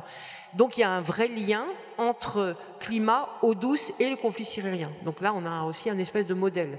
Mais donc on ne peut pas généraliser, mais c'est vrai qu'il y a un vrai enjeu sur l'eau douce. Je ne dis pas qu'il n'y en a pas. Je dis simplement que la question de la disponibilité de la ressource ne se pose pas exactement de la même manière que pour les ressources fossiles. Voilà. Virginie Resson-Victor, il y avait aussi cette question sur l'hydrogène, les moteurs à hydrogène, la pile à hydrogène, tout ça fonctionne, nous disait ce monsieur. Pourquoi on ne l'utilise pas? Alors, le problème, c'est que je ne suis pas du tout une experte sur la question des piles à hydrogène, enfin de l'hydrogène. En revanche, que des technologies existent qui permettraient d'économiser des énergies fossiles ou de passer à autre chose, on le sait. Ça, c'est une évidence. Et c'est pour ça que tout à l'heure, je revenais aussi au problème du modèle et de l'inertie des modèles. Quand vous avez construit, par exemple, l'automobile, c'est extraordinaire parce que à un moment, on a fait le choix de ne pas passer à on avait le choix entre la voiture électrique et la voiture au combustible fossile. Il y a longtemps. Et puis, on a choisi l'énergie fossile pour tout un tas de raisons.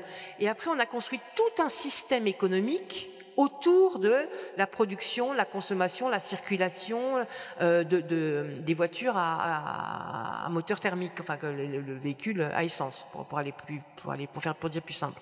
Changer le mode d'alimentation du parc automobile, ça veut dire changer énormément de choses, de mettre en cause beaucoup d'intérêts, pas seulement la fabrication de la voiture, mais c'est aussi le système de péage, les pompes à essence, toute l'économie, toute la taxation, toute la fiscalité de l'essence, etc., etc. Donc vous avez une inertie du modèle lui-même. C'est pour ça que je dis c'est très compliqué. Enfin, ce changement, il est très compliqué parce qu'il va falloir remettre en cause tous ces liens dont beaucoup de gens dépendent, beaucoup de métiers, beaucoup d'économies, beaucoup d'intérêts économiques dépendent.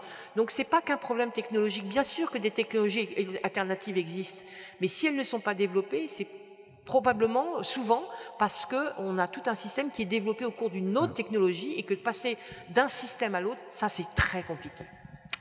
2 minutes chacun pour conclure, et puis ensuite nous vous inviterons à prendre un café, un thé ou un verre de jus d'orange avec nous pour reprendre des forces pour la deuxième table ronde.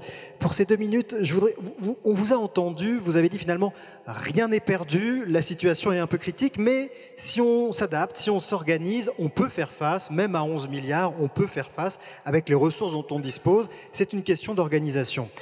Si on n'y arrive pas, si on ne se remet pas en question, si on ne transforme pas nos modes de consommation, qu'est-ce qu'on risque ? On entend parfois cette idée d'effondrement de société, on se réfère à des sociétés passées qui se sont, après avoir eu une existence fastueuse, se sont effondrées sur elles-mêmes, ont disparu.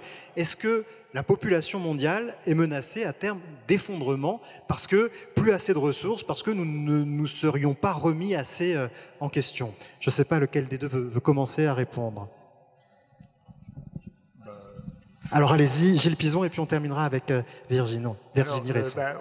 On en a pas mal parlé ce soir-là. Hein. Je crois que la menace immédiate, c'est pas une hausse de mortalité et une réduction de la durée de vie. Hein.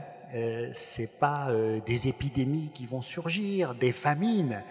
À l'inverse, on s'affranchit de plus en plus de tous ces dangers. Certains imaginent qu'il va y avoir une régulation par des germes très méchants, genre grippe espagnole. Mais on est de plus en plus armés pour lutter contre. Donc il ne faut pas attendre notre salut de l'extérieur, d'une cause externe.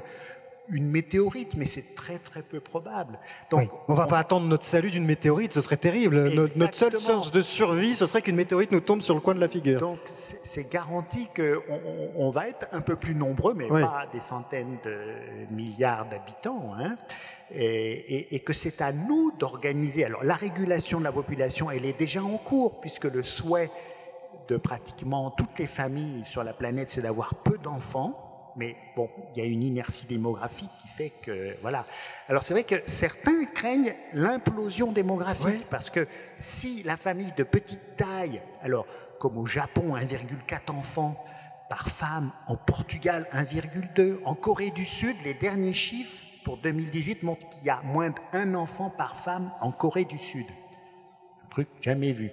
Si c'est ça le modèle qui va se répandre sur toute la planète, c'est que certains pensent que le risque, c'est après avoir atteint un plafond, 8-9 milliards, la population se mettrait à diminuer continuellement jusqu'à la disparition dans quelques siècles, dans quelques millénaires. Quelques millénaires quand même. Oui, ça va prendre quelques millénaires. Hein. Voilà.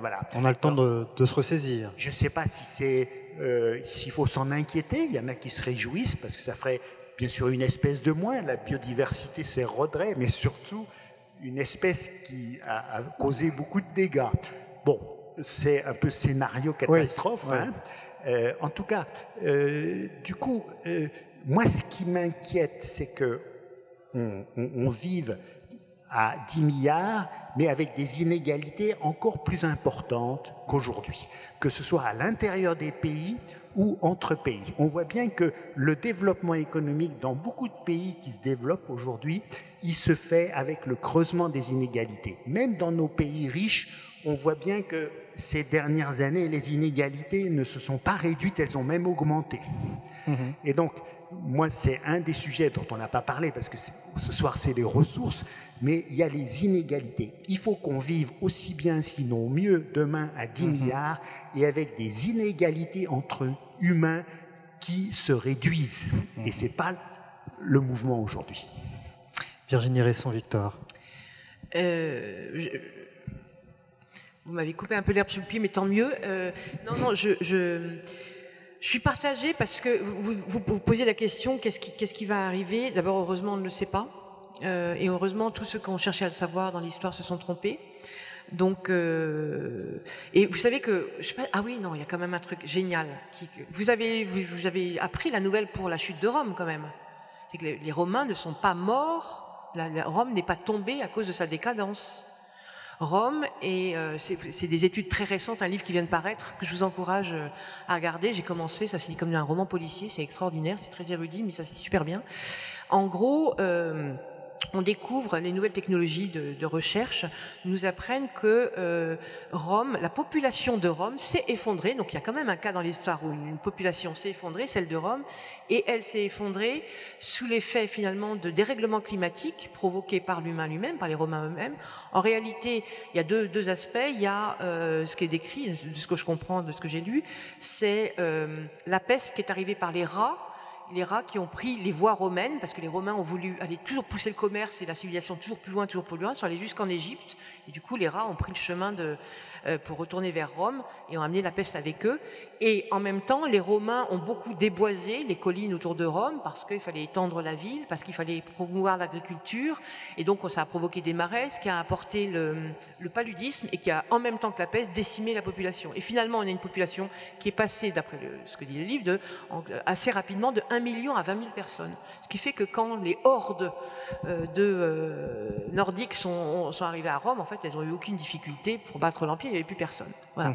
Donc je trouve ça assez intéressant parce que ce qui est génial dans cette histoire, c'est que tout d'un coup, toute la vision qu'on avait d'une histoire change. Donc d'abord, ça rend très humble sur nos connaissances. Moi, j'aime beaucoup ça. Voilà. Et la deuxième chose, c'est que ça amène évidemment, ça fait un effet miroir sur la société d'aujourd'hui. Donc, nous sommes en train de défricher partout. La mondialisation permet à tous les microbes et à tous les maux de la planète de circuler.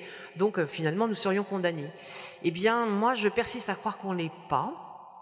Même si j'ai des enfants et je suis quand même la chose sur laquelle j'insiste pour eux, c'est la résilience. Je pense qu'on n'est pas condamné, mais il va sans doute probablement avoir beaucoup de souffrance. Cela dit, l'effondrement, il est déjà là. C'est ça que je voulais dire au départ. Et ça rejoint les inégalités. C'est qu'il n'y a pas besoin d'attendre 2050 ou 2100. Vous allez dans les rues de Paris, vous voyez les gens qui sont dans la rue. Pour moi, ça, c'est un effondrement. Qui dorment dans la rue, c'est un effondrement. Les migrants qui traversent la Méditerranée parce qu'ils ne peuvent plus vivre là où ils vivaient, c'est un effondrement.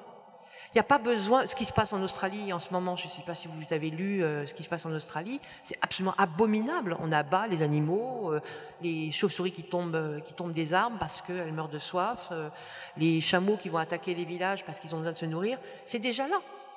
L'effondrement, il est là. Maintenant, on est au début d'un processus et on a encore, pas longtemps, et le GIEC l'explique, on n'a vraiment pas beaucoup de temps, mais on a encore le moment du sursaut. Et provoquer le sursaut, alors chacun le fait à sa manière. Je pense qu'en tout cas, on est convergent sur l'idée de dire qu'on a une planète qui est formidable, elle a des ressources limitées, on doit vivre avec le nombre que nous sommes, on ne va pas éliminer, on ne va pas décider d'éliminer tous les plus de 80 ans, ou tous les plus, parce que c'est un peu ça aussi que ça voudrait dire. Donc il faut qu'on fasse avec. Et donc, dans la mesure où les inégalités sont insupportables, le seul moyen, c'est effectivement de remettre en question ce que nous sommes et la façon dont nous procédons pour changer le système. C'est justement le thème de la prochaine table ronde. Comment allons-nous changer, comment pourrions-nous changer nos modes de vie, nos façons de consommer il y a encore temps, vous l'avez dit, le temps du sursaut est encore possible. Alors comment s'y prendre? C'est ce que nous allons voir dans une vingtaine de minutes.